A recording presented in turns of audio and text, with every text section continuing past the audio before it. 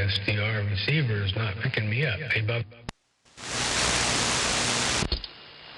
Yeah, 10-4. Oh, you're making it out here.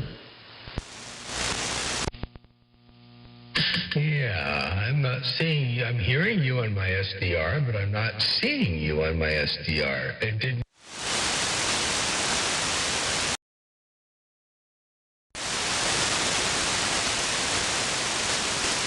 I'm on 1-2.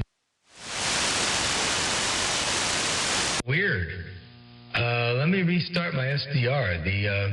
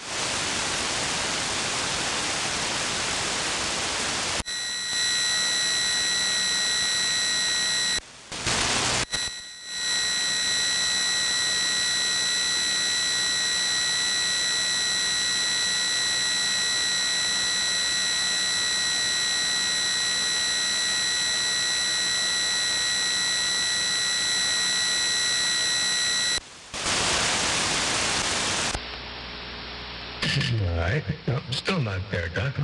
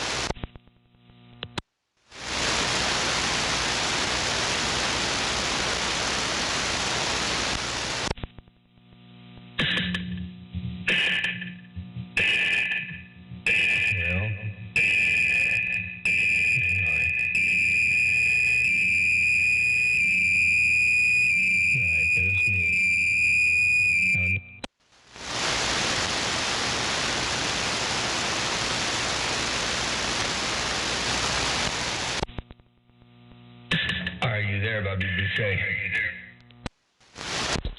Yeah, I'm still here. I can hear a lot of feedback coming in on your end, though.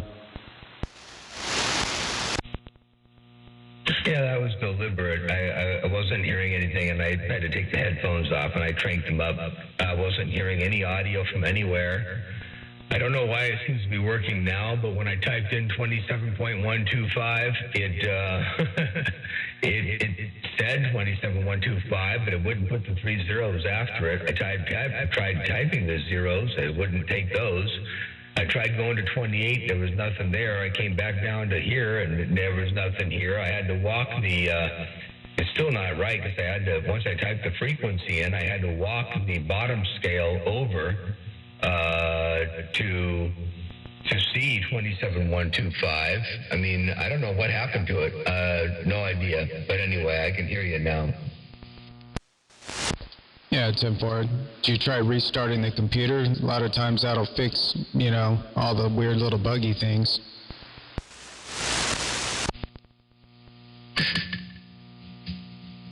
No, I didn't do that yet. I suppose that'll be next on the list if this bugs me a little bit more. But for now, it seems to be working. I mean, it's doing what it's supposed to be doing, you know, in the grand scheme of things. It's receiving you. And I'm seeing you perfectly fine on the S meter. By the way, since we last talked, I swapped out the MFJ box for a standard. Hey, you cut yourself off. I didn't get that.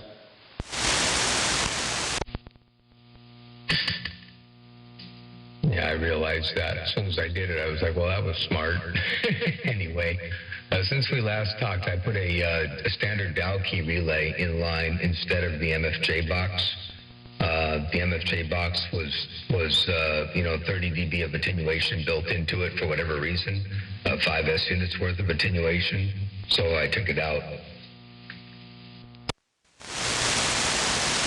Okay, so what does that do on your end? I mean, is that for monitoring your own audio, or what was that for?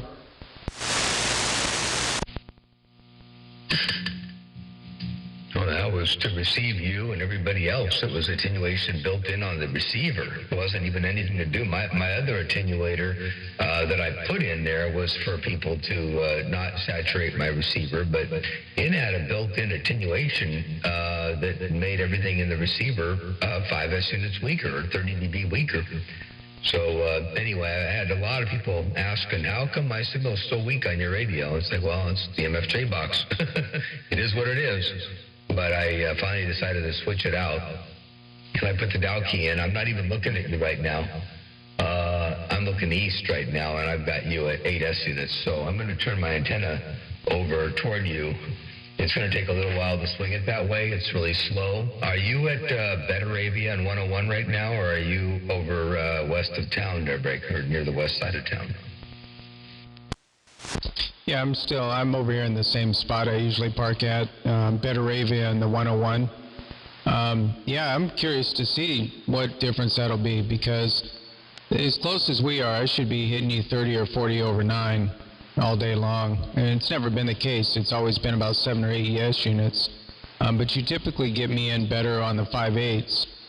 I probably might have something to do with you being on the flat side and being so close to me, you know. These antennas are vertically polarized, so it'd be interesting if you switch back and forth to see what kind of difference that makes.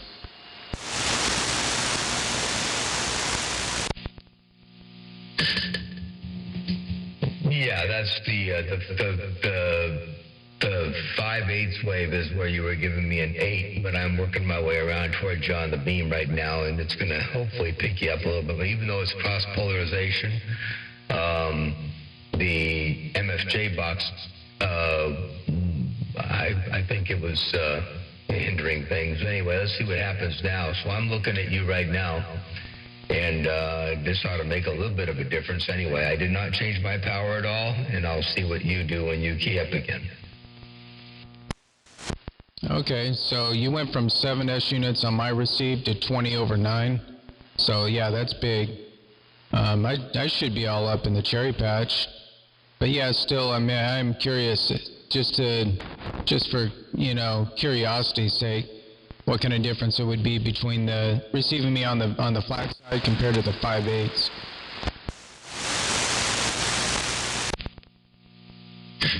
Yeah, it was not a whole lot of difference while I had both antennas turned on, but just before you unkeyed, I was going to go ahead and swap antennas around. I turned the gain on the beam down, so I'm going to be listening to you strictly on the switch box, and the switch box will be toggling between the 5/8 wave and the flat side. So go ahead and key up for a little bit more, and let me see what it does in real life here. All right. Well, while you're doing that, I'll tell you about our adventure up here, on the way up here. It's crazy, man. The road work is just nuts right now. I mean, it took us 5 hours to get from Rancho Cucamonga to here. Normally, it takes about 4. And so I think that's what we're going to be looking at through the season. Kind of a bummer, you know, especially going through like Carpinteria and Santa Maria or Santa Barbara. And it's just, they're doing so much. It looks like they're years away from finishing too, but man, it's the season for the roadwork thing, I guess, right now.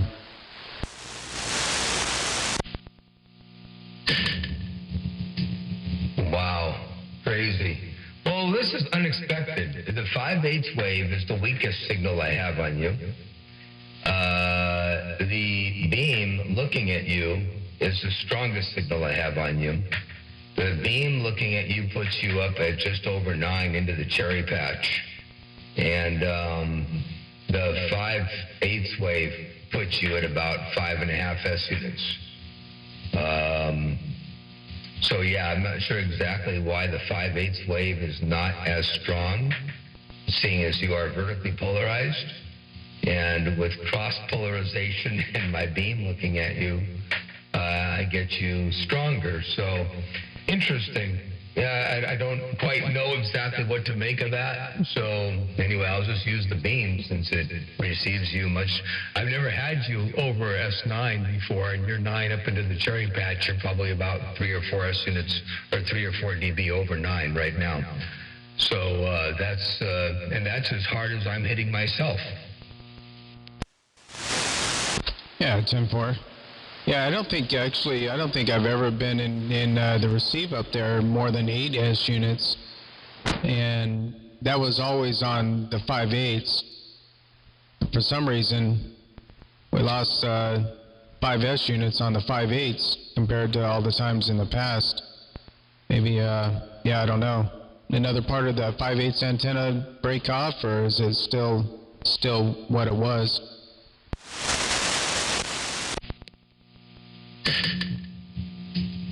That's still what it was, and it actually looks pretty good. I was up there on the roof the other day, and I went ahead and moved my dish, and then I put a solar light up there, solar-powered light up there to shine down on the doorway area by the barn here. And I went over and inspected the 5/8 wave, and the tip is good. It still has a little rubber top on it that I thought it was broken off, but I just didn't see it well enough.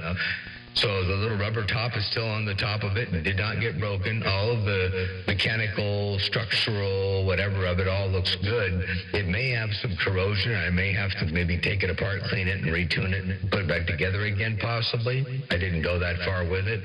But it isn't broken. I have no idea why it's so weak right now. But I've never had you that strong over here, and certainly not with the beam. I could optimize it a little bit, but not much. And so getting rid of the Dow key relay really woke up the receiver over here, except for that whole 5/8 wave issue. So anyway, I'll take what I got. I tried the 3-element looking east, and it was like 7 S units. So oddball thing, I don't know. But none of that matters because, you can't compare it with what there was before because the MFJ box was in line, and there was definitely a decrease in signal strength caused by the MFJ box. So that's all gone now. And so anyway, it is what it is. But yeah, you sound really good, by the way. Your audio is top notch. It sounds really good. I've got the SDR receiver now recording both of, well, not recording, but supplying the audio for both my transmit audio as well as your receive audio. So no longer using the Drake. Except for local monitor if I want to put the headphones on or turn them on and listen to what I'm doing in the Drake. But right now, all of the audio that I'm listening to you, in my headphones, if I put them on, I don't have them on right now, the audio feeding YouTube, both my transmit and your audio and everything is all SDR. So it's my transmit's coming off the 29LX, and my receive is entirely off the SDR. Okay, yeah. Yeah, I did notice, like, on your gates lately, the audio's a lot better. Not just your audio on the gate, but everybody's audio seems to sound a little bit better on the videos. So whatever you did, it definitely went in the right direction. I don't know if it was because I don't know. Maybe it was that MFJ box that was causing some kind of distortion or something coming in through the receive, because I noticed that everybody sounds a little bit cleaner on your gate than what they've sounded in the past. So yeah, man, it was definitely a move in the right direction.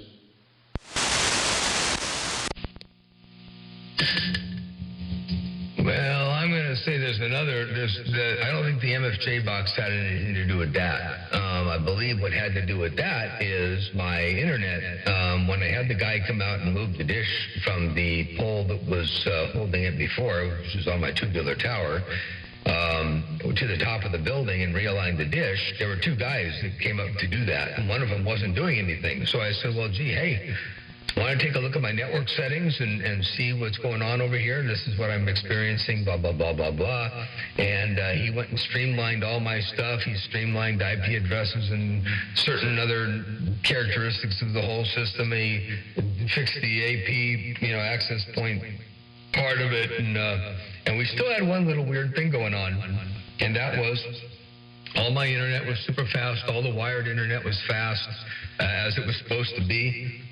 The 5.8 or 5 gig 5G whatever wireless was exactly like it was supposed to be, but the 2.4 gig was still suffering a little bit. It was a little bit on the slow side, well, quite a bit, like 1/5 as slow as it should have been, or 1/5 as fast, whatever. Anyway, and so he goes, well, let's just try unplugging things. And so we finally got to my network encoder, which I was not streaming.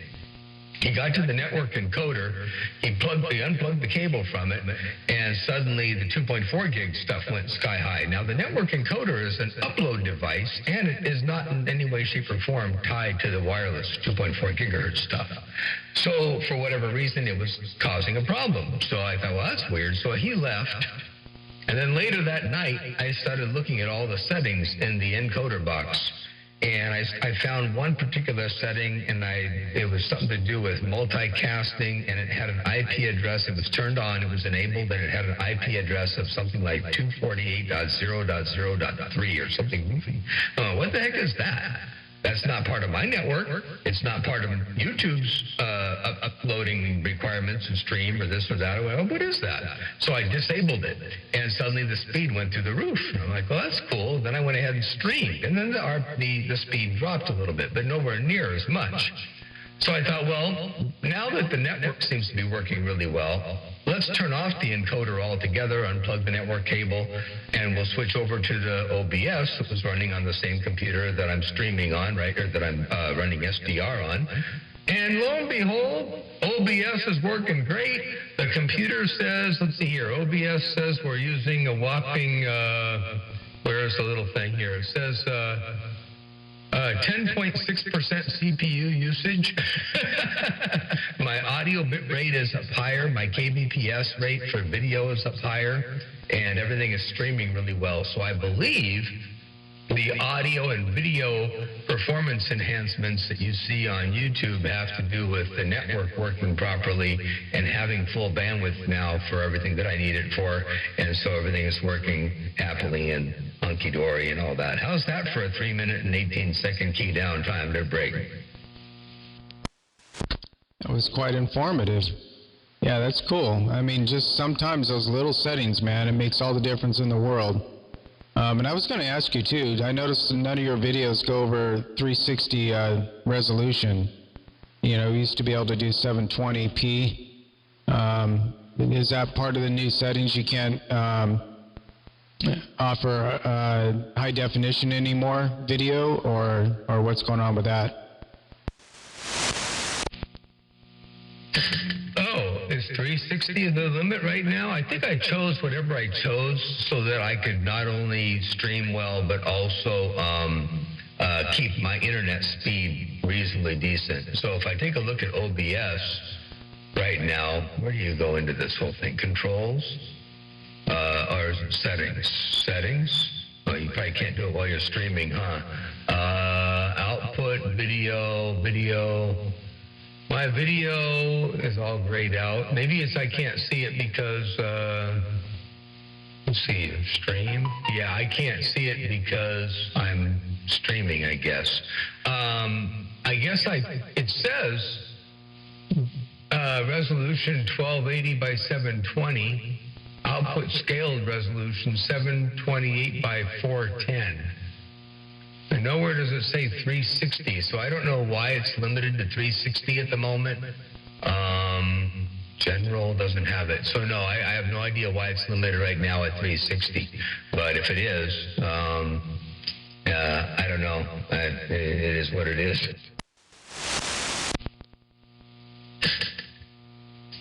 I cut myself off again. Sorry about that. Yeah, 10-4. Well, it's working. You know, it's kind of hard to get in there and try and fix something that isn't broken. You know, especially if it's temperamental, man. You know, if it's doing the thing. I mean, 360, it's pretty grainy video. 480 is kind of the minimum. You know, that's just before high definition starts at 720. If you could possibly get it up to 480, I mean, like even on my phone, you know, it's not the clearest picture. I'd imagine on a computer screen it's pretty grainy. But yeah, it's something to look at, you know, and if you can't do it, then you can't do it. I mean, you don't want the network dropping out and having the problems you had before. But, you know, something to look into if you can, and if you can't, then you can, you know what I mean?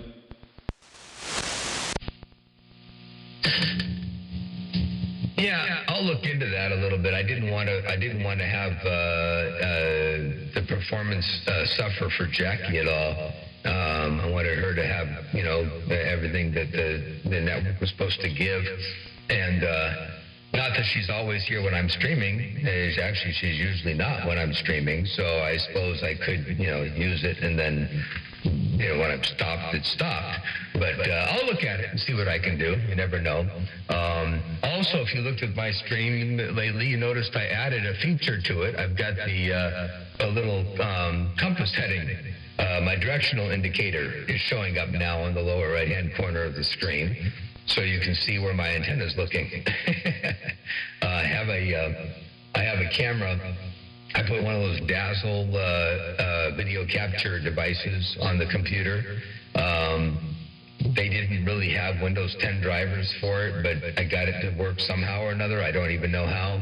And then I plugged in one of my security cameras to it. So I've got the camera looking at the compass rose, which is on my Celsin motor, which is actually getting the telemetry data from the tower as to where the antenna is looking. So that's kind of cool. Yeah, I noticed that. I like that feature, man. That's pretty cool. I like it. It's pretty neat too to watch it move when you're turning the antenna. Now, so is that meter actually up on the tower, or is it down at ground level somewhere?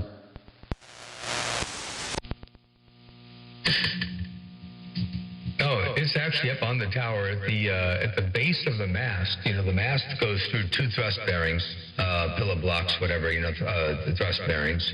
One at the very top of the tower and one about 4.5, 5 feet down. And then the mast continues on down about an extra foot or so. And then I welded up a bracket that sits inside the tower. and it expands out and holds itself in the tower, and then that holds a Selson motor, and then at the bottom of that mast, I put a plug in it that drops down to a 1/4-inch shaft, and used a 1/4-inch piece of hose to tie the shaft of the Selson motor to the shaft, to the mast of the antenna. So when the antenna turns, the Selson motor turns. When the Selson motor turns, the Selson motor at my end down here in the studio turns, which turns that little compass rose. So the Selson motor requires 5 wires. You got your 210 volt wires that are all, you feed one motor and the other one parallels with that, and then the 3 other motors, 3 other wires, S1, S2, and S3, and they feed over to the other motor. So when that one motor moves, the other motor moves exactly the same way. Okay, yeah, that's cool. I like it, man. And I bet, and that's got to be really helpful too, especially when you're on the bull and you got, you're talking to somebody out there on the east side somewhere, and they want to know whether you're pointed at them or not. They can just look at the video. So, yeah, that's pretty neat.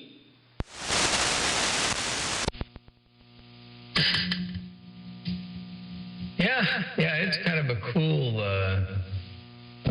little add-on. And then I also put REA up on the screen, so you can see REA functioning, so people can see. And REA now is matching my output of the amplifier. So I've changed the drive levels of the put the different amplifiers in different areas under the curve, and changed the drive levels around.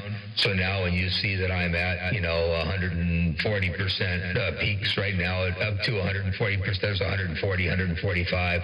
Anyway, at 140% positive peaks and just under 100% negative peaks, and never flat topping and never pinching off. That's real. So I've got REA up in there to show that it's functioning the way the station's supposed to be functioning. So between that and seeing the bandwidth rolling off, I've got the band rolled off just at about 7 kilohertz. So you see it come out to 7, but it starts rolling off pretty good at 5. Mainly that's because that's where I have my audio processing rolled off.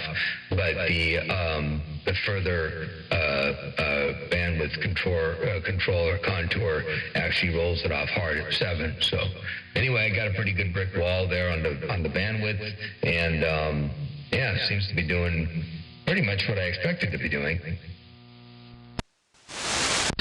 Yeah, well, it sounds really good too. And I do like that REA. Yeah, I remember in the past when you'd put that up, that was always cool. And it's funny you mentioned the amount of positive peaks and negative peaks. That's exactly where I'm running. I generally run between 140, 150 on the positives, and to keep it just under 100 on the negative peaks. But yeah, and now is that going to change when you go barefoot, run your driver, run the big box, run everything? Does that REA, is that affected by that? The REA is not affected by it, but the REA is true to what's happening all the way through the chain. So if I went barefoot versus where I am now versus whatever, the REA doesn't it only gets a signal from the radio.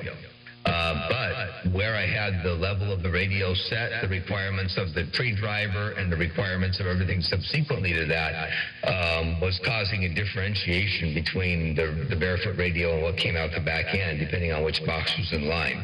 Now that I've changed the drive levels of the radio, feeding the pre-driver, and got signals where they need to be in a different spot, the area under the curve is different, or not the area under the curve, but the area along the curve where things are being driven is different, and it made the whole system more linear. So now what the REA says is what is, regardless of which box is on. Okay, yeah, no, that's cool. That's what I was asking. Yeah, that's pretty neat, and that's kind of a tricky thing to do, man. Get everything linear like that. Because I know with my setup, if I go barefoot, I'm severely overmodulated, man. I don't know where the positive peaks end up, but it's probably close to 175, 180% or something like that. And negative peaks are all up in the red, pinching the carrier. but I don't run barefoot anyway. I always just, I set the modulator up to match up to the amplifier. So it's not really of any consequence on this end anyway, but it would be cool. I would like to have like some kind of electronic something where I can just push a button to where it would automatically adjust the modulator to barefoot settings, like some software processor or something, and then hit the button again and switch over to the amplifier settings. I always thought that would be cool, but at the end of the day, who am I going to talk to barefoot? If I'm talking to a truck driver going down the highway, if he's not like literally next to me, if he's a truck length in front of me, I'm not distorting anyway, even though I'm hitting him pretty hard, so it doesn't really make much of a difference, though.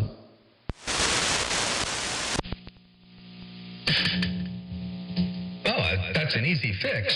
You don't worry about the carrier, leave the carrier where it is, but when you go to barefoot or amplifier on mode, just measure the resistance on your not the asymmetry, leave that alone too. Just measure the resistance on your final audio knob, your audio pot.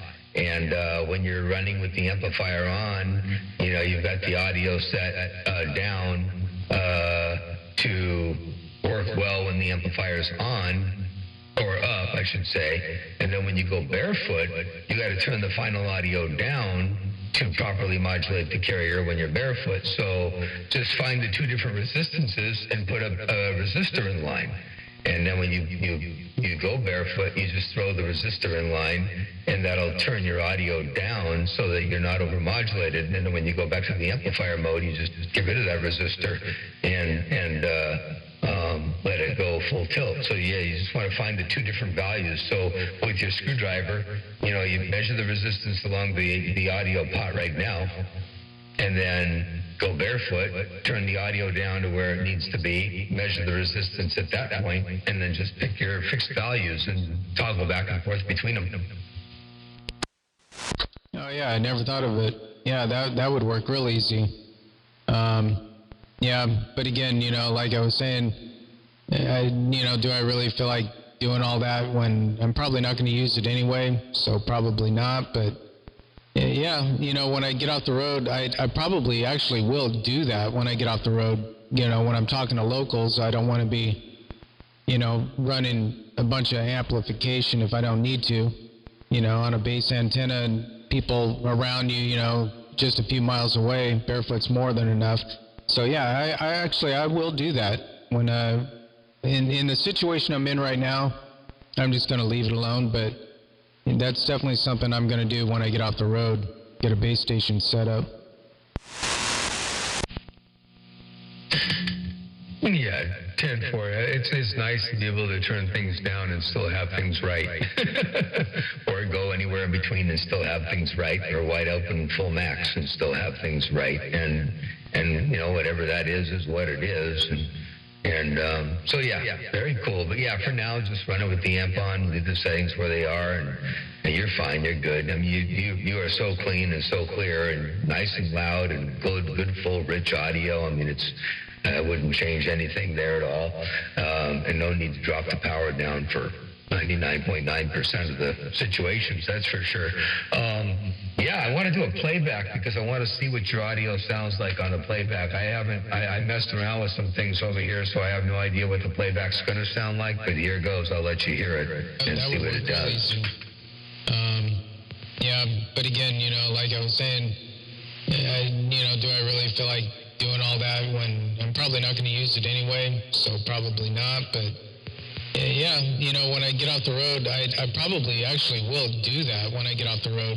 When I'm talking to locals, I don't want to be, running a bunch of amplification if I don't need to, on a base antenna and people around you, just a few miles away, barefoot's more than enough.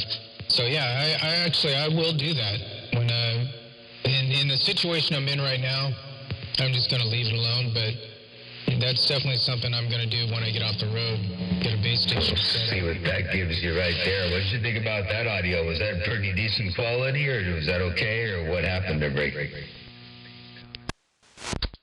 Actually, it sounded pretty pinched. Didn't sounded like really, really tight. Well, my headphones on and listened to it. I didn't listen to it. I just played it back. There it goes. But yeah, that would work real easy. Yeah, but again, like I was saying, do I really feel like doing all that when I'm probably not going to use it anyway? So probably not. But yeah, when I get off the road, I probably actually will do that when I get off the road.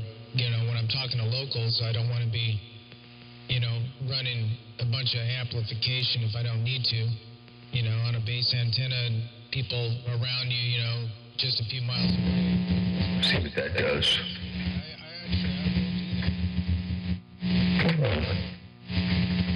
Listen. It's a new sound.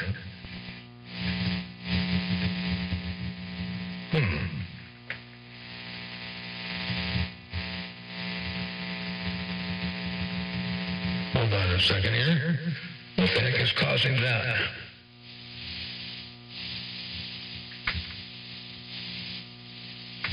Oh, now it's gone. Oh. I had your playback audio so low trying to clean it up that it made the Optimod expand its levels, trying to, relax a little bit. And then when I barely changed my levels, there was a whole lot going in there. So anyway, okay. Yeah, if it's pinched, I don't know what to do about that. I can't change that right now, but what a bummer. Like really, really tight?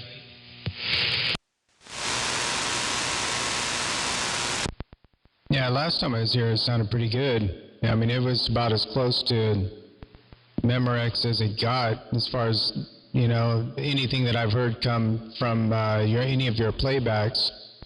Yeah, but this one, it's definitely really tight, pinched. It's a little bit dirty sounding, and a little bit on the quiet side. It sounds like it's being heavily compressed or something like that.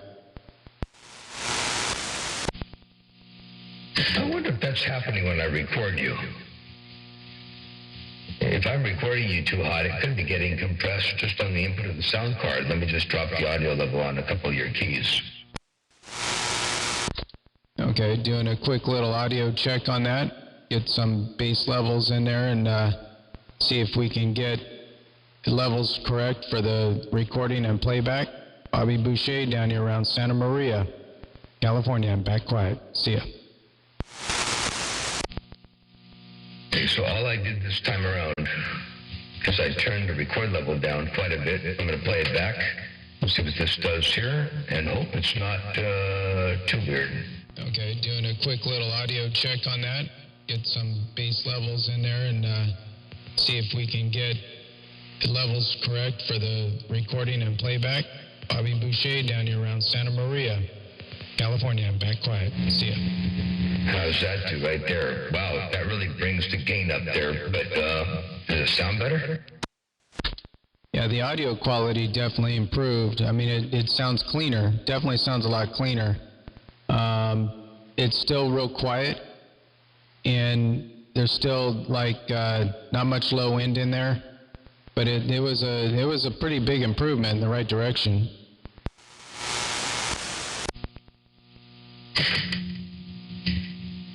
Okay, well, I'll remember that. I'm not going to go changing a lot right now, but it needs more bottom end, and it needs to be a little louder. But the clarity came from not hitting the input of the sound card so hard, I believe.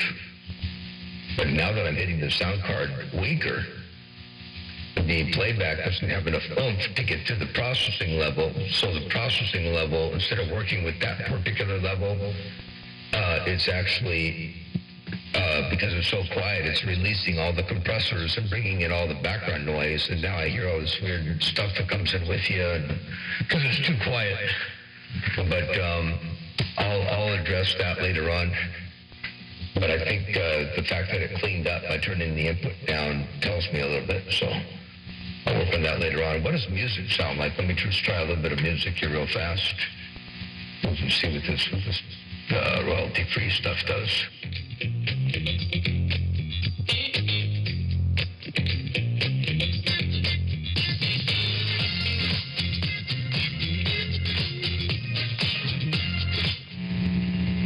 does that sound right there? Wow, even that's quiet.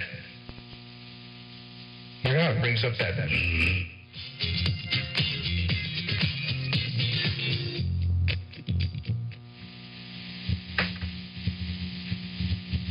And when I talk,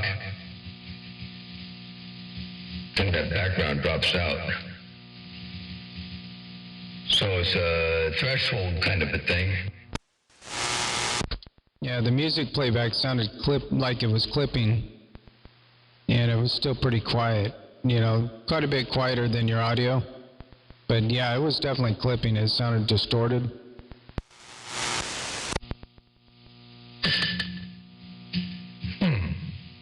Why don't I hear that on my end? I'll deal with that later too. Well, okay, so music sounds distorted, lower than it should be. Your audio sounds lower than it should be and doesn't have as much bottom end in it. And it seems like it cleaned up when I turned the record level down. So, yeah, I'll deal with that later on. Interesting. Well, yeah, I thought I had that sort of figured out, but apparently there's something going on there. Yeah, it sounds like there might be a gain staging issue somewhere along the way, maybe. But yeah, sounds like you got a little bit of investigating to do, but yeah, I know you'll get it figured out. But the playback of me was sounding pretty clean. Just just didn't have it's pretty quiet and lacking the bottom end. But other than that, the audio still sounded pretty clean. So I think it was a major improvement though from when you first played me back there at 10-4.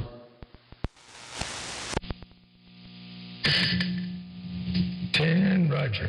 Okay, well, that's good. I'll keep that all in mind. And I think gain staging probably is where the problem lies.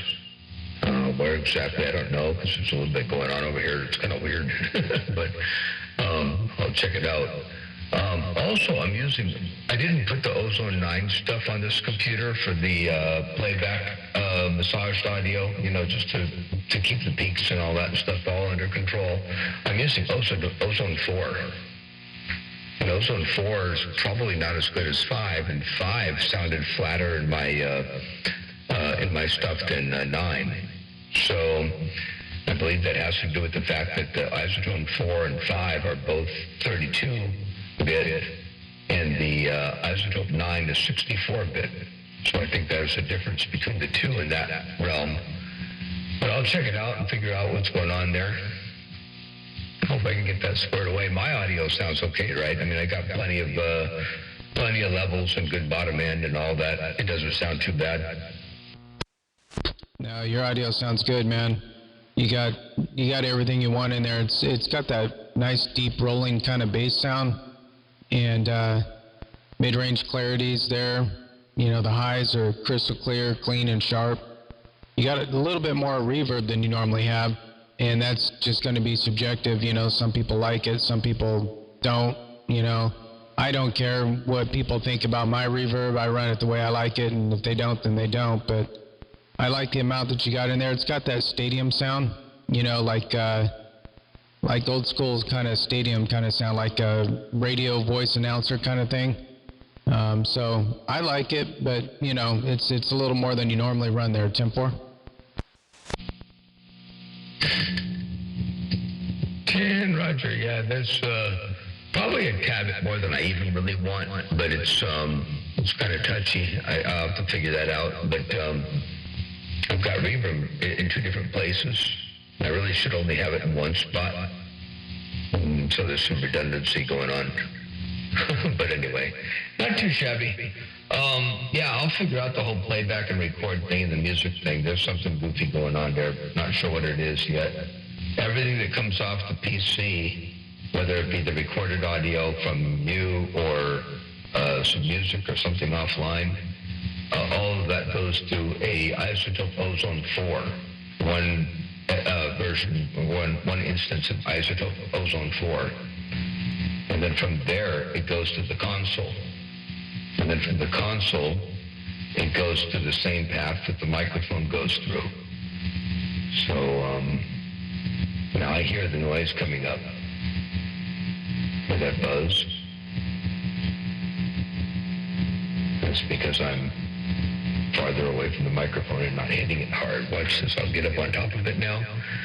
Hello, test 1, 2. So that takes the threshold to a different level. So if I get really quiet, it'll do that again. Watch. Let's just get quiet. That's 1. It takes a while for it to drop. There. Now it's picking up all that background buzz. And then as soon as I get my audio up to a certain threshold, hello, test, that goes away. Yeah. Well, I was going to ask you too. Now, are you using a 32-bit plugin on a 64-bit operating system?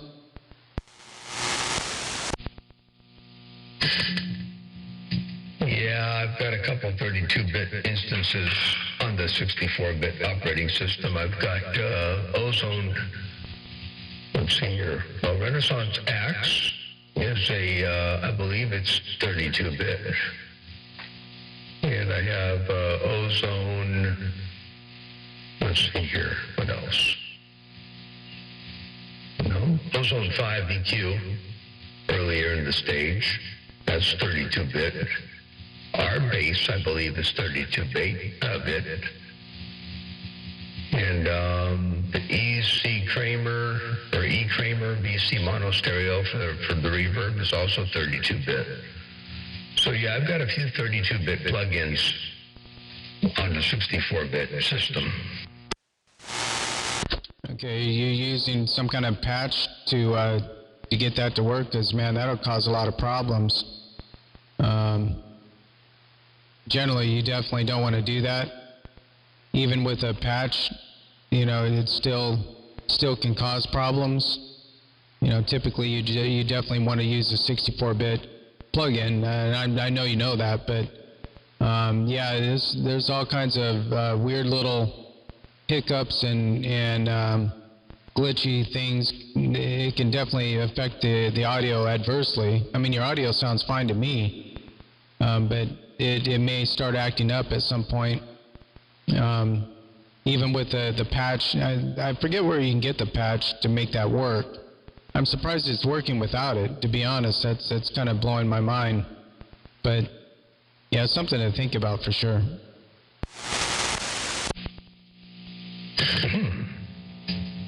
I didn't even think about that. Yeah, no patching or anything like that. I just simply downloaded the plugins and put them in, and it played them and worked with them. So I figured if it works, it works.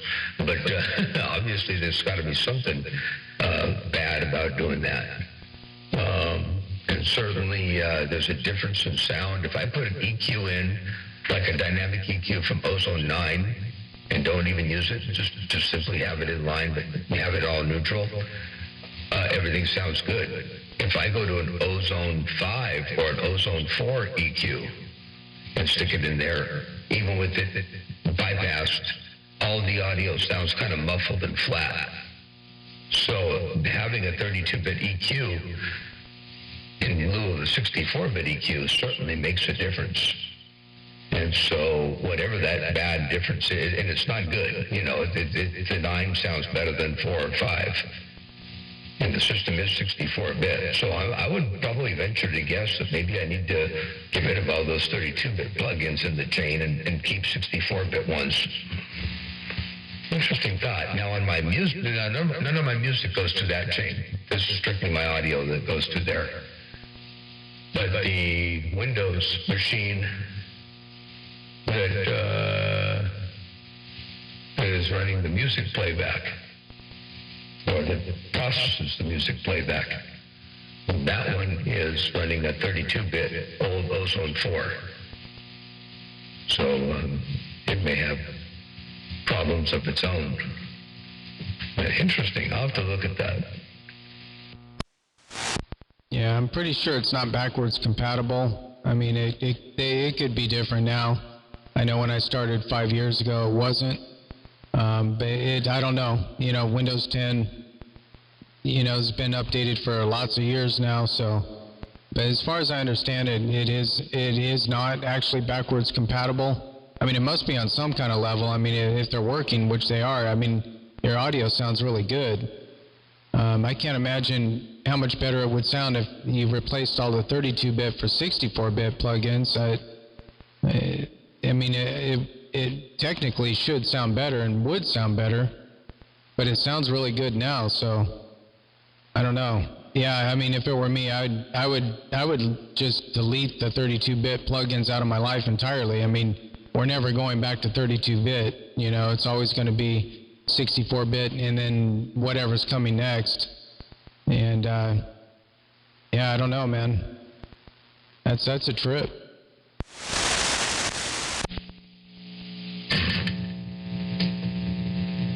Interesting. Okay. Well, yeah, probably it'll only get better.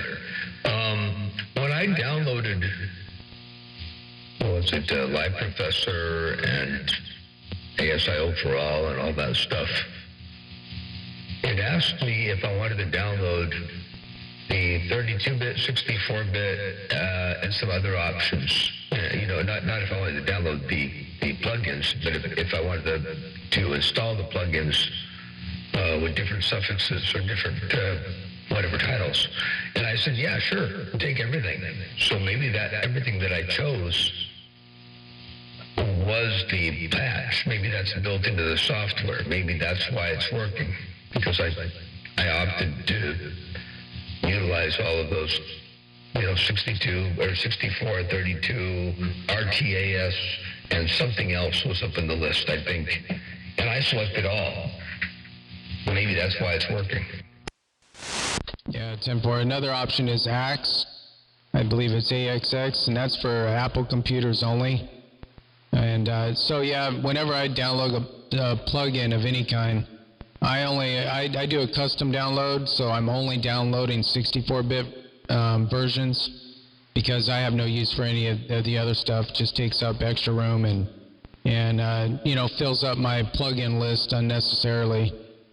So yeah, I always just check mark just the 64-bit to download, and then it alleviates any confusion in the future. I mean, if I've got all these different formats of plugins I can't use, I mean, it doesn't really make sense. But yeah, there's 32-bit, AXX. There was another one I can't remember, and of course 64.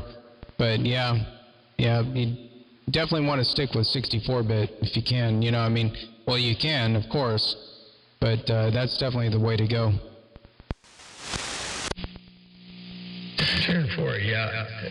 One of the plugins I have here is called Renaissance Axe, AXX.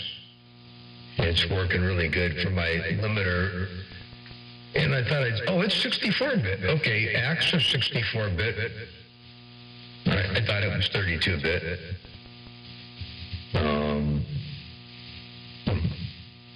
I'm going to go through all these and find out which ones are which. Because apparently I know I've got some. How do you get rid of that daggone thing? Escape? There it goes. I'm going to go through these and take a look and see which ones are 32. Yeah, Tim Ford. Now, you said Renaissance Axe. That's just the name of that plugin, but the Axe comes, I believe it's Axe. I'll have to look at it. But it's a format, like when you're downloading your plugins, you get all the options to download all of them, or you can do a custom download and only download 64-bit or whatever. But yeah, go through them, because I mean, if you got any in there that are 32-bit that you can switch to a 64-bit version and maintain the same settings, that'd be interesting. I bet it would sound better. 10.4. Now I'm looking at I have some Ozone 5 EQ, and I can pretty much guarantee it's 32-bit. But where do you click on a plugin to find out if it's 32 or 64? On the Waves plugins, you can click on the little Waves thing, the little icon, and it shows you.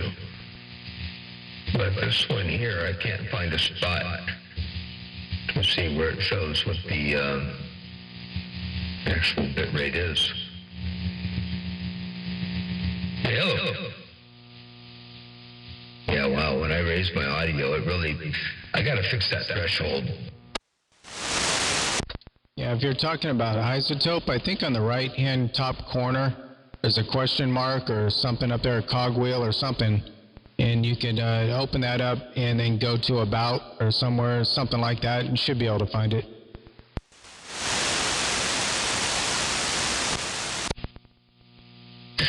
Yeah, it's not in the cogwheel. ISO, no. The view button. Oh, wait a second. When you open it up and look at the overall plug-in, I was just looking at the thing up in the chain. If you look at the plug-in, there's a little wheel there, but that's the same thing. I can't find it over here, but I know it's got to be up in there somewhere. Right click. No, that doesn't do it. Yeah, I don't know what I'm pretty sure the Ozone 5, all the Ozone 4 and 5 is all 32-bit. Yeah, it probably is. I mean, that's really, really old. I think they're on 10 or 11 right now. So, yeah, that's quite a few years ago. So, you're probably right. I found a little question mark, and it brings up like a manual, but not the About with the bit rate. Anyway. Yeah, I think it has a lot to do with stability too, and compatibility. Obviously, I mean, you're kind of trying to fit a square peg into a round hole kind of thing. Trying to get a 32-bit piece of software to work on a 64-bit operating system. So, I mean, it's working, which is weird, but I'm sure it's going to be problematic. Yeah,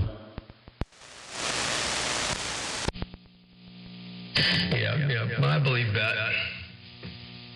Well, just hearing the difference between an EQ on Ozone 9 versus Ozone 4 or 5, it's night and day difference in the headphones. So I'm most certain that that's going to carry through other features and other plugins as well.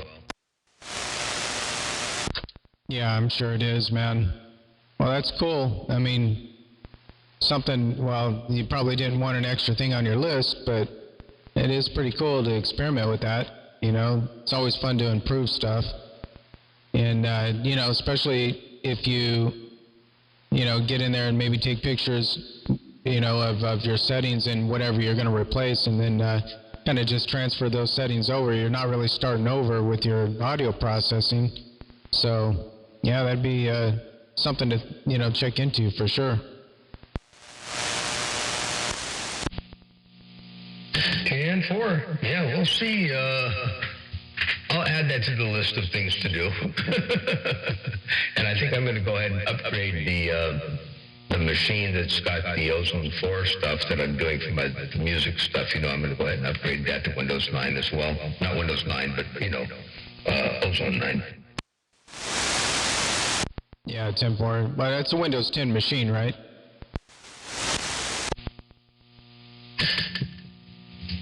Yeah, 10.4. Yeah, that'd be a good idea. Yeah, get all that done, and that's pretty easy stuff. I mean, there's not too much can go wrong doing that. So yeah, that'll be cool. Get everything kind of cohesive, working together.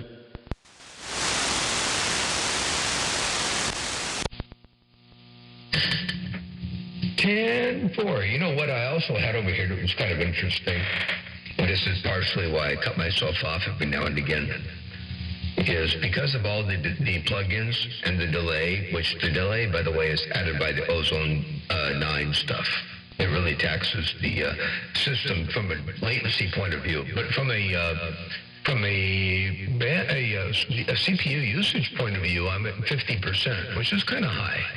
But anyway, because there's a delay, I didn't like the fact that if I listened to somebody on the control room monitors and then keyed up, if there was somebody saying something really loud or whatever, the last word that they said would get picked up by the microphone and would go through the audio processing, and by the time the transmitter keyed up, before I talked, you would hear the last little bit of a word that they said. Or if there was white noise, you'd hear, and then I would talk. And I was like, wow, that's weird. So I went ahead and used the third relay, which is one of the relays, well, I've got all three relays being used on my sequencer. And the last relay had a pretty decent delay on it. I thought, well, that delay is about the same delay as the delay in the audio processing. So I took the second pole on the double pole, double throw relay and had it operate yet another relay that I put inside of a little cough drop. The cough drop is a little box that you can push a button to mute your microphone if you're going to cough or something. Well, I went ahead and put a relay inside that box. So now when I'm unkeyed, that relay is open and no audio is getting into the audio processing chain at all. When I key up, then that relay keys. So there's none of the control room monitor noise getting into the audio processing. Hence the reason why I key up and there's a little bit of a delay. Then you hear the click of the relay in the room and then my audio. So kind of weird, which means also I've got to wait till I stop talking on the SDR or in the headphones, whatever, before I unkey. If I stop talking and unkey, then it cuts the last half word or word off. Yeah, it's that latency. Yeah, I was going to ask you about that too. It's like you're double keying. You know, when you first start talking, I get a carrier and then it sounds like you're keying. So yeah, that makes sense. But yeah, you know, I mean, I got a lot of latency in this. You know, I'm using 14 plugins in my processing, and it's only using about 10% CPU. It toggles between 9 and 10%. So the computer's pretty much chill on all that. You know, it's just lugging along. But there's a decent amount of latency that I could never have headphones on while I'm talking into the mic and have a conversation. You know, I can barely get away with setting up, you know, saying the same things my brain is trained to say over and over, you know, when I'm setting up. But as far as talking to people, I wouldn't be able to get a half a sentence out without tripping over myself. But yeah, I always have to put a little delay after I'm finished talking, otherwise I'll cut off my last word. Watch, I'll do it right now. Right after I finish saying my last word, I'll unkey and see how much gets cut off there. 10-4.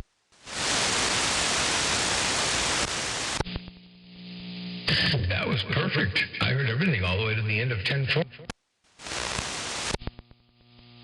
Now, I did that on mine, and it cut off the whole 4. I have 1,191 milliseconds, a little over 1 second of delay. Holy smokes. Yeah, that's a lot of delay. I think I got, man, I don't even remember, John. I haven't looked at that in so long. All right, so I'll do another experiment because I hate holding the key after I finish talking because it just feels wrong and weird and kind of stupid. So I'm gonna unkey right when I finish talking here.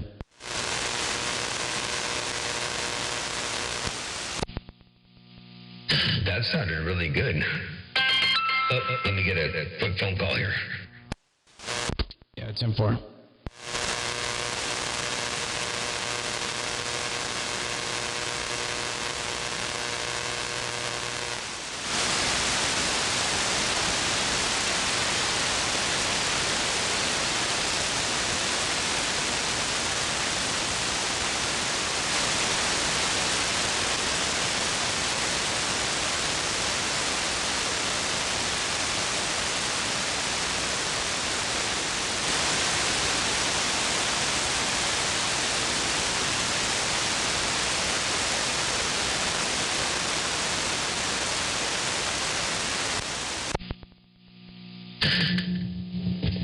Bobby Boucher.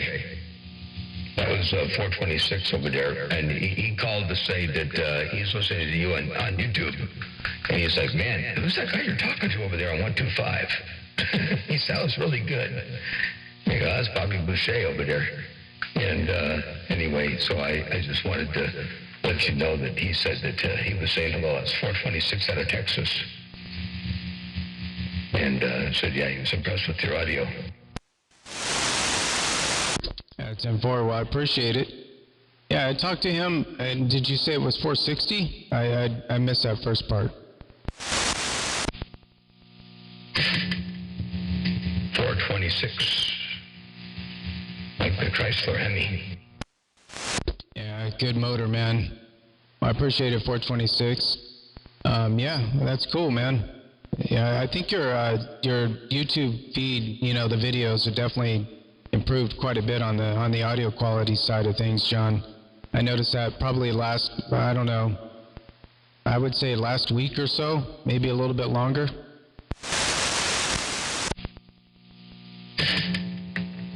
Yeah, that's about when the internet thing happened. When the guys streamlined the network and all that kind of good stuff. I'm gonna turn off the Renaissance X at the end here. Let me bypass that. All right, I got rid of the Renaissance X. See what that does right there. It dropped my latency a little bit, made it a little bit faster. And I don't know what it did to the audio, but we'll see what that does. Okay, that actually sounds better. It got cleaner and it got a little bit more articulate. So, now what was that doing? Is that like a saturator distorting kind of thing? Like a decapitator kind of distortion plugin? A decapitator is a good word for it. It's a brick wall limiter that I was using to get a little bit more density. Okay, yeah, I would definitely leave that out of the chain. It actually improved. I would say you got about a 10% improvement in audio quality. And as far as loudness, you're still exactly the same volume. Perceived loudness didn't change at all. Very cool. Okay. Well, then I'll leave that where it is. I'll get that out of there. That's one less thing in the chain. Yeah, you know, and I tried to do that, you know, as far as getting streamlined with everything, you know, getting rid of, I mean, I got this setup, man. It's the most complex processing that I've had, and I've been doing it like this since about, I think, I want to say last September. I started parallel processing my reverb, and then I started putting some plugins on my master track.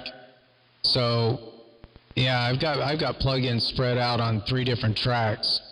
I think I've got my reverb auxiliary track, that's one, and then I got a final EQ and a final limiter on my master track just before it goes back into the interface.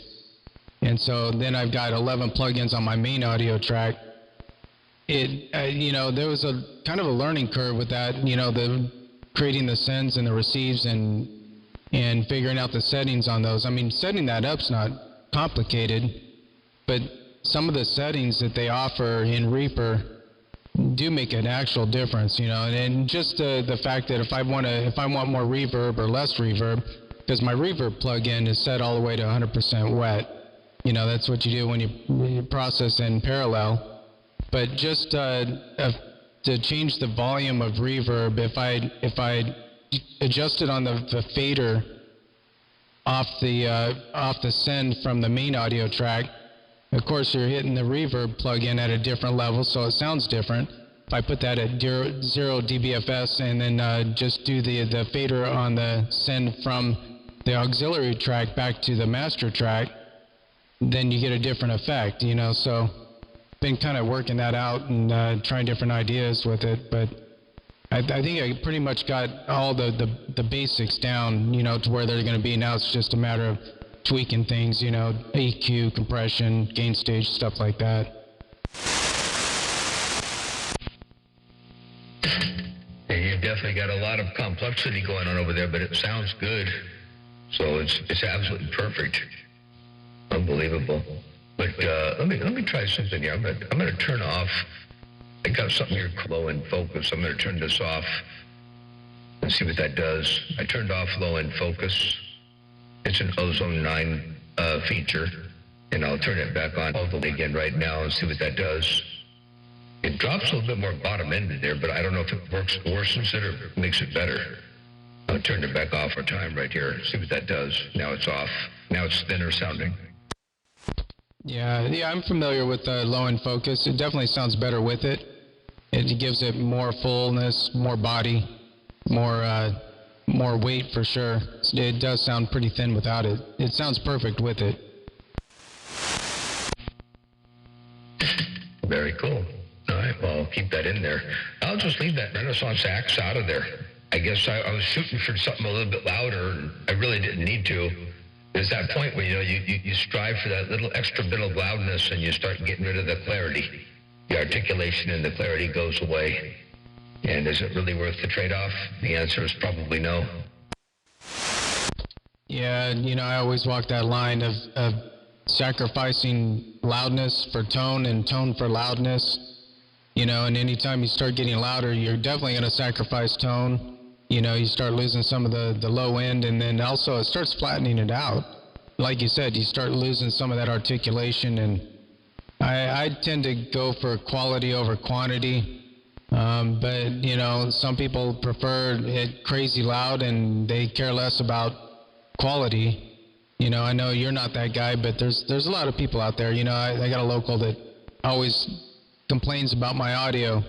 It's not loud enough. He likes it just like blowing his head off loud kind of thing, and I'm just not doing that. But yeah, it's all a bit of a compromise there. Yeah, 10-4 on that. Interesting. Yeah, it's a give and take.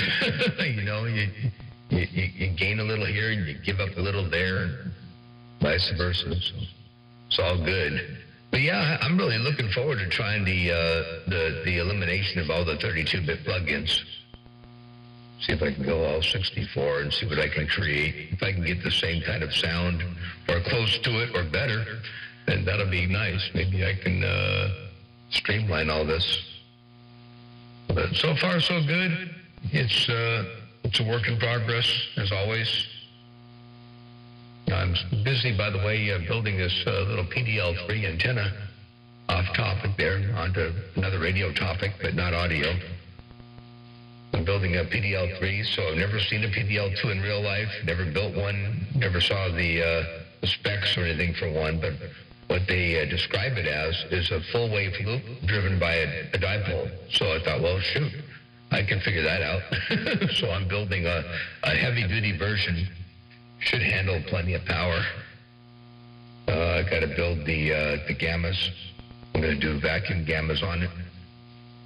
And it's 1 1/4 inch spreaders tapering down to 1 inch, actually 1 1/8 with 1 inch ID, and then I'm going to use fiberglass drop-in insulators at the tips. And anyway, it's going to be interesting to see how that antenna performs. That's going to go up in place as a 3-element. I'll have vertical and horizontal polarization and a rotor. So that little antenna will be pretty devastating. I don't know how it's going to work with full power on the side of the building here. It's right above my studio. May not like the full power situation, but I really want it mainly for receive, but I want it to be able to handle whatever I can throw into it. Yeah, that'd be pretty cool. It's always cool to have those options, and for me, when I do get off the road and set up a base station, I'm looking at just a simple 3-element beam. I want something that spreads out pretty wide. I'd like to put a rotor on it and just do a 5/8, for those days when I'm doing local talking or whatever, and or sometimes a 5/8 might work better in DX too, depending on conditions. You never know, but probably not as often. I mean, the beam is always going to usually be better, but I like to have the options, So now, have you heard of any good 5/8 waves? As far as brands, place to buy it, Mr. Coyley, or what do you think?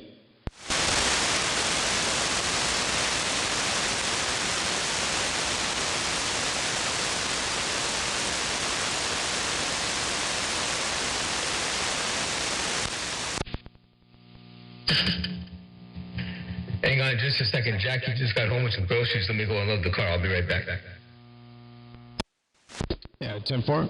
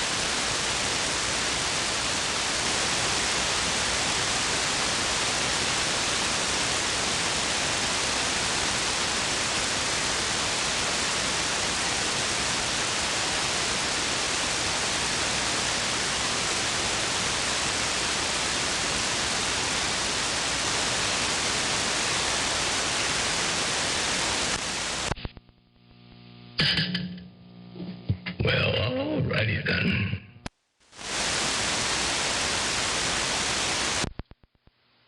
Get everything taken care of?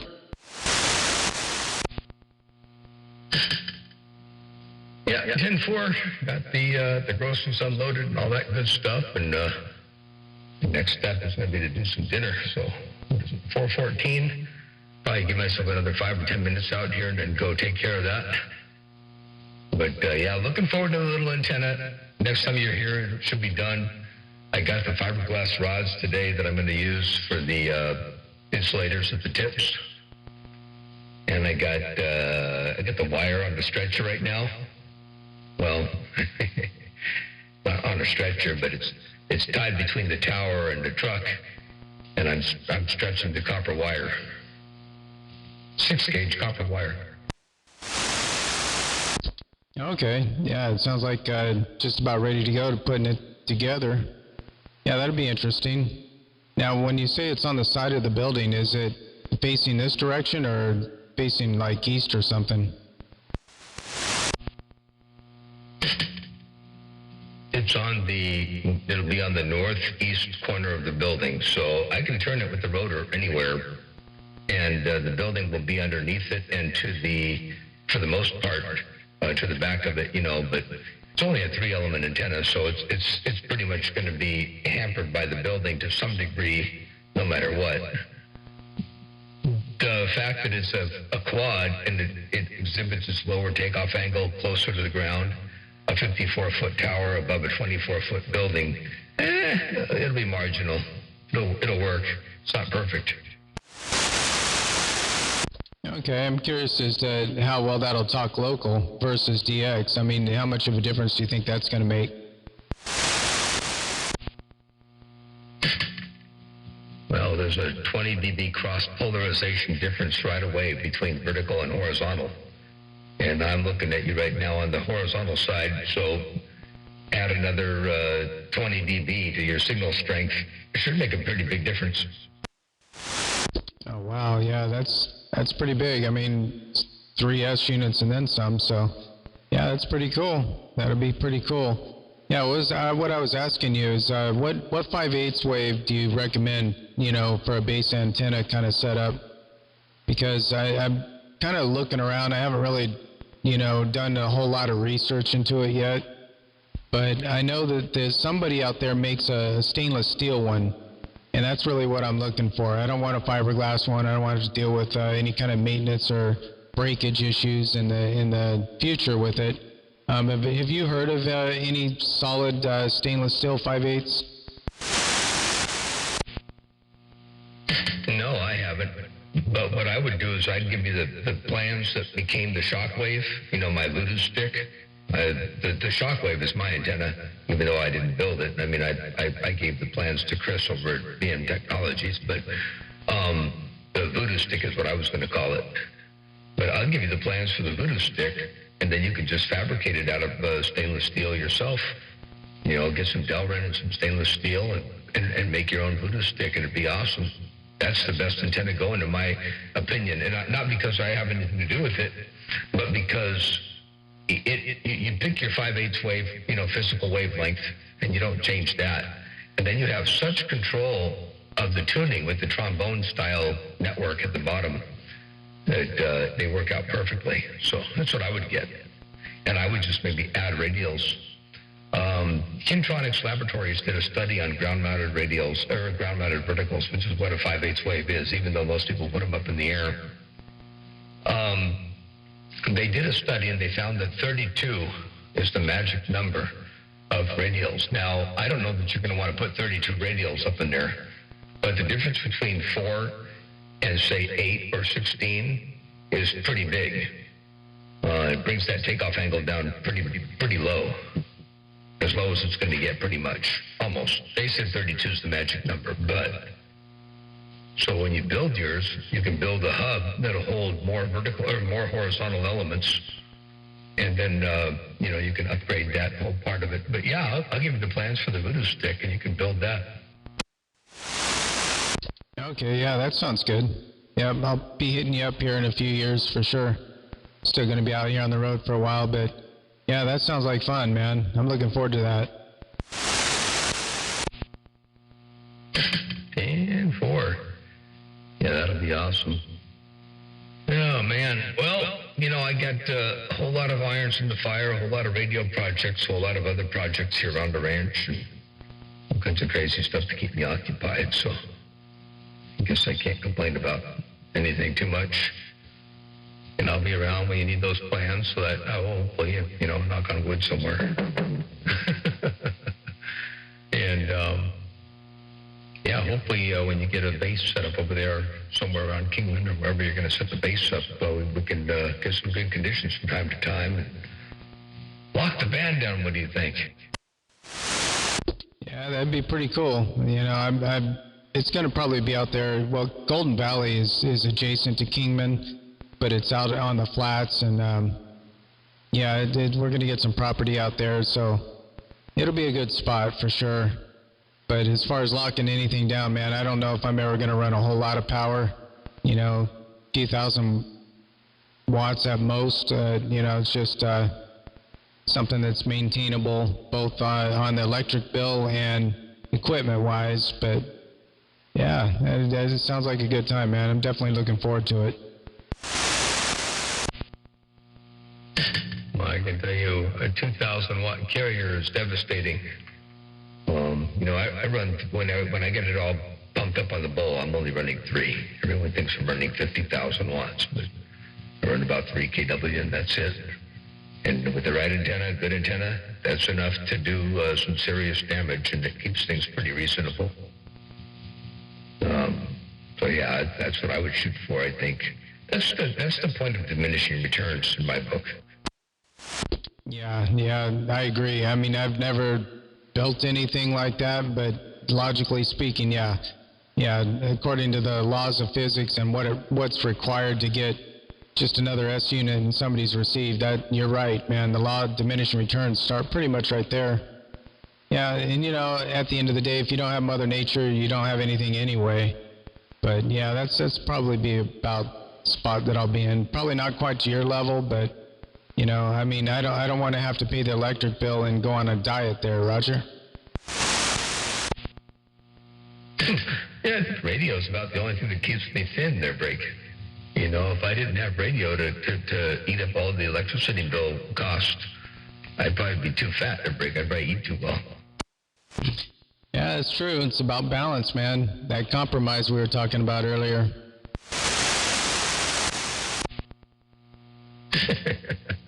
Absolutely. Yeah, that's true. Oh, man. So, yeah, now with this delay in the audio, which may not be here for long, I don't know. But anyway, with this delay in the audio, I'm contemplating putting my control room monitor relay in the other room. if you didn't hear that relay click, you wouldn't know how long I would key up, you'd hear a dead carrier for a little bit, and then you'd hear me talking, but you wouldn't hear the click of the relay. Maybe I'll change that relay so it clicks at the same time, too. I could do that. I could just change what's keying that relay. And then that way you wouldn't hear it. It would just be a key up, and then maybe about a 1 second dead key, and then my audio. And there'd be no click or anything in there. I'm not sure. Or I just get rid of the latency. We'll see. Maybe speed the computer up a little bit. Yeah, I like the relay key. I don't know how other people feel about it, but I like it. It sounds like, well, I can do that too, actually, because I use a Heil pistol grip PTT switch. And if I slam my thumb on it, watch, I'll unkey and then key up and listen. And that's me, slamming the hell out of this thing. I don't do it like that. I just key normal, and sometimes it gets through there, but I like that relay sound. But, as far as all the delay, the latency and everything that you're dealing with, I mean, you may get tired of that, because it might start interrupting your flow and whatnot, and then you may revert to how you had it set up. So you never know, man. It's all about trying something out for a while and see if it works. Yep, absolutely. I'll tell you what I'll do. I'll bypass the delay box real fast. Let me go down here and unplug the little cough drop. Unplug this.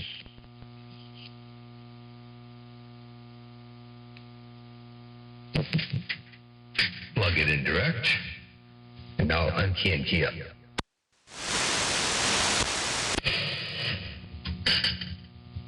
You can hear that in the beginning. Now say something and then unkey, and I'll key up right after you unkey. You'll listen to this. Okay, what was that sound in the beginning? It sounded like you're dragging a pot across a floor or something. Did you hear yourself when I first keyed up? It's the hiss and the noise and whatever's coming out of my control room monitors. When I first key the mic, the audio processing has that 1 second delay. So all of the audio that the microphone picked up from the room is still going through the processing when I key up. And so if it's that sound, it's that. Or if it's you talking, it'll be that. Or if it was a Roger beep, it'll be a Roger beep. Whatever that is. So that's why I put the delay in there. Okay, yeah, I get it now. Yeah, I definitely heard it. I heard the end of what I said, coming through there. Okay. It's all about experimenting, trying out different things and seeing what fits, what doesn't, what works, what don't, kind of thing. And it's part of the fun of the hobby.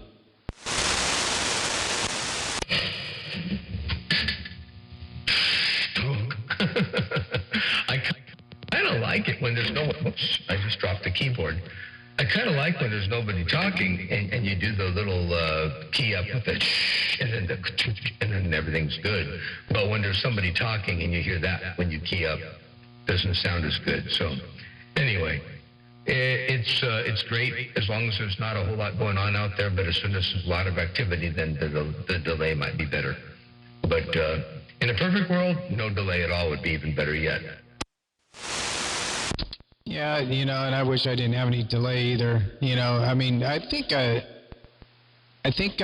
running, I'm doing a lot of oversampling in some of my plugins, and so that definitely adds some latency. I think it's, man, I can't even remember. I haven't looked at that so long. 28 milliseconds, 58 milliseconds, something like that. I mean, it's really low compared to what you're talking about, but it's high enough to where I can't have a conversation monitoring my own audio. I can't. I start stuttering. It's pretty bad. But yeah, I wish I can get rid of it, man. But and I could, but then I would have to reduce the processing of the computer. Reduce the computer's ability to fully process the audio.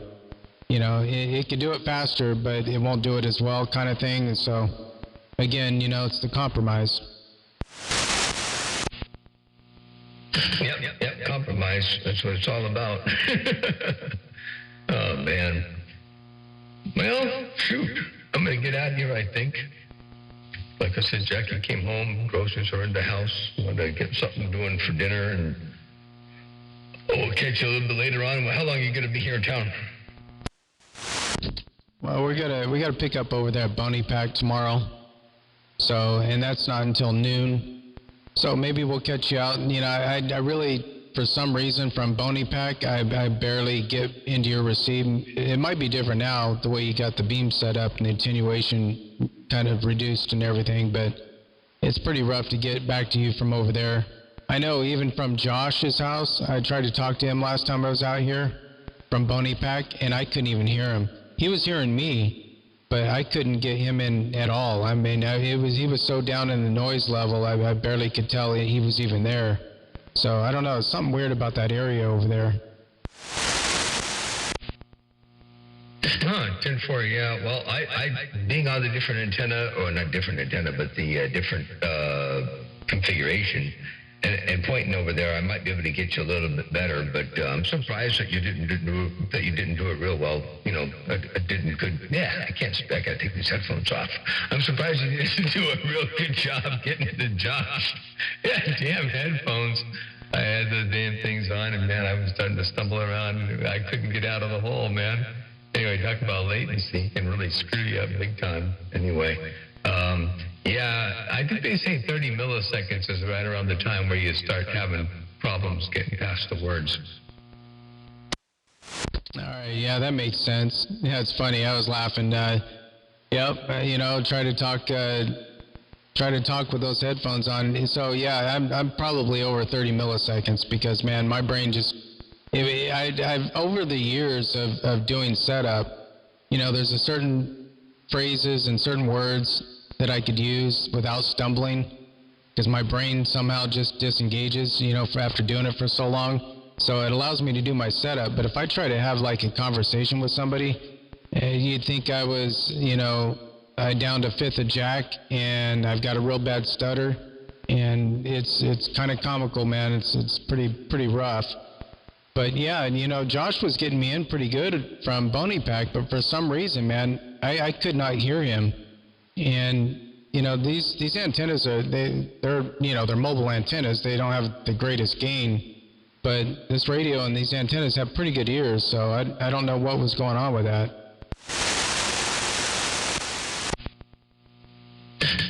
Interesting. Speaking of which, Josh should be getting off of work around this time. I think he leaves maybe 4 o'clock or so, up around 5 cities. So he should be home by now, or else maybe he gets out of there by, maybe he closes up at 4 and leaves at 4:30. But anyway, he should be on his way home here before long. So you may catch him out here on the band sometime this evening.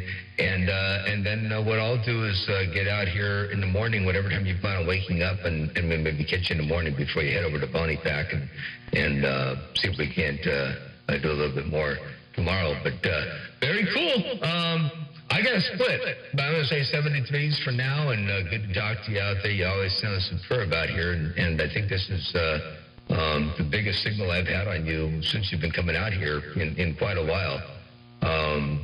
I think I had a pretty good signal on you at one point when you came out here when I was running the DDRR, no, the Jam Pro style antennas. I think they did well once, but anyway, doing a great job, and we'll catch you a little bit later on. Bobby Boucher, always a pleasure. Good to hear you up in there in the world of sound, and put the speaker smoke on you, and I'm going to split and get out of this radio room and into the house. Right, Joe. All right, John. Yeah, we're actually going to roll over to Boney Pack, see if we can get a parking spot while it's still early. But, yeah, man, I'll shoot you a text in the morning, see what's going on, and let you know what's going on this end. But always good to get out here. Mr. Motormouth Mall, Bobby Boucher in this 18-wheel mobile, and I'm going to get rolling, and we'll see you.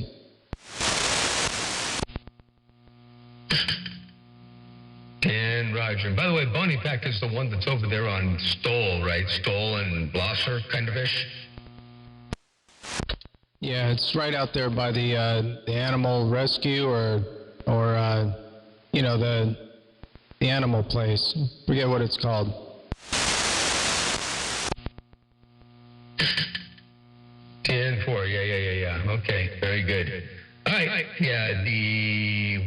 it called? It's called the Humane Society. Yeah, that's it. You know, the thing that should have came first to my brain, you know, maybe it's an age thing. I don't know. That's what I'm going to do. I'm going to cop old age on that one.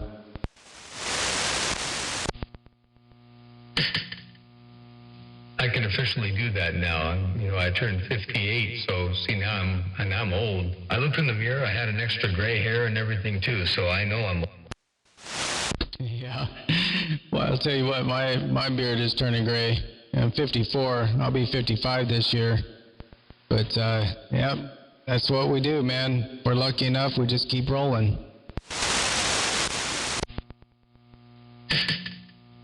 Yeah. We'll take what we can get, that's for sure. Every life owes a death, so, we don't get to stay out here forever. But we'll take what we get and enjoy it to its fullest, that's for doggone sure. Yeah, 10 Roger. All right, man, I'm going to get rolling. You get in, get your dinner and everything, and you and Jackie have a good evening. And we'll catch up with you sometime tomorrow.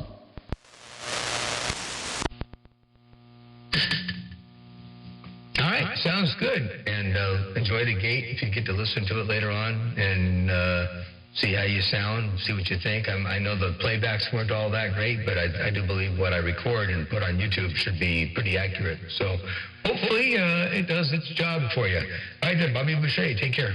73's Motormouth Mall, your West Coast beast. Got down. Everybody else on YouTube, take care of 73's. I haven't looked at YouTube. I don't even know if there's anybody still up in there.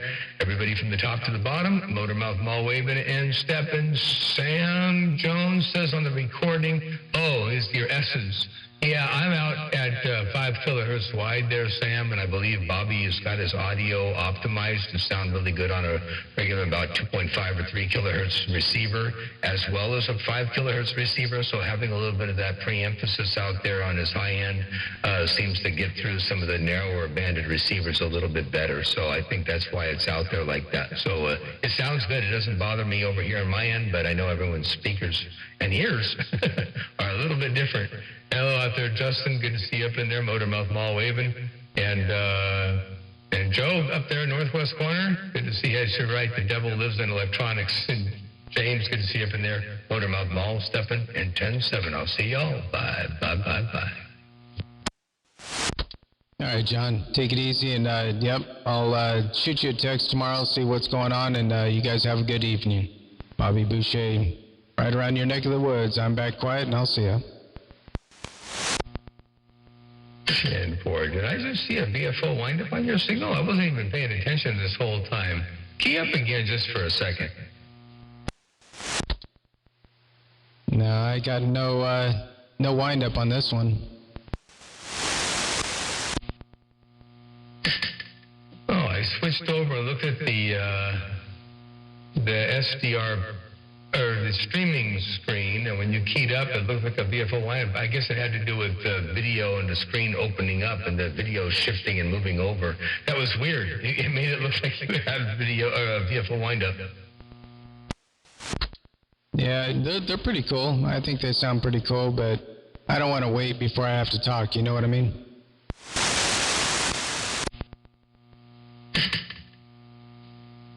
Maybe that's what I need to do. Instead of fixing my delay, I'll just put a VFO windup that's equal to the same delay. And then that'll mask my delay and make it look like an intentional VFO windup. Yep, that would actually do the trick, man. Then you don't have to make any excuses. People aren't going to wonder why you're not talking right away. They're going to obviously see that windup or hear it. And it's just part of the whole setup.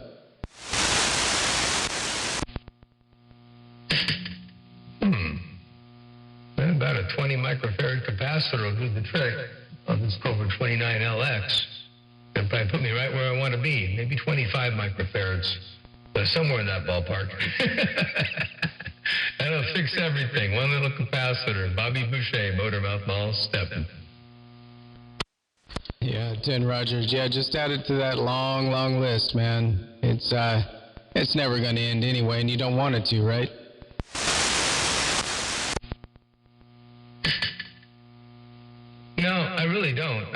enjoy tinkering with this stuff, and there's always something, another angle, another thing to mess with, another thing to tinker with, another thing to alter or change or modify or make better. And sometimes you got to make it worse before it gets better, and that kind of thing. But it makes the hobby, it keeps the hobby fun. You know, if it was all about just talking, you know, buying an appliance and keying it up and talking on it, I think I'd get bored pretty quick. It's all about the changes and playing around with it, you know, as time goes on. Anyway, that's the way that goes. Motormouth Mall stepping. No, man, I agree. It keeps the mind busy, man. It's always fun to try out different stuff. But, all right, you take it easy. We'll catch up to you a little bit later on. I'm back out, and I'll see you.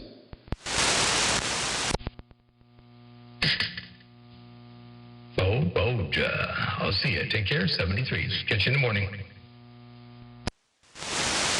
Check.